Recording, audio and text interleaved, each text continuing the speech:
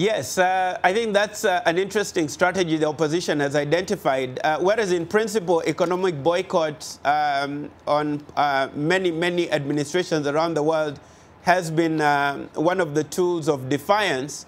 But the question begs, Shaka, to what extent or how did the opposition determine that these three companies need to be boycotted? What was the criteria? Let's not forget both opposition and Jubilee people and people all over the world invest in these publicly listed companies. What will the consequences of boycotting these companies be? Last but not least, let's also remember that a lot of opposition members also are very wealthy people. So if the opposition is to boycott the Jubilee administration companies or perceived companies, then should the government supporters also boycott the companies owned by Raila Odinga and a lot of the elite in the opposition? I really think this is a dead-end move on the part of the opposition. Again, it's really important that our legislators get to Parliament and start to deal with the problems that the country is facing.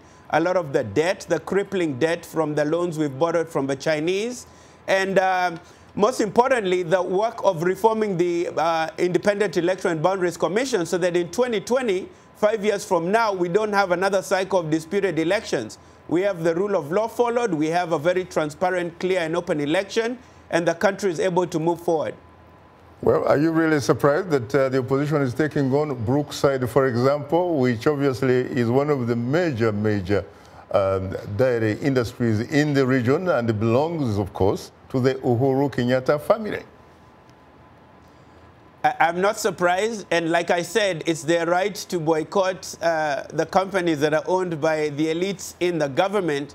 But then where will we end at, going down that road? Then will the interests in the companies owned by Raila Odinga and owned by a lot of the senators and governors in the opposition, will those companies be boycotted? When Brookside buys milk, it's a company that buys milk.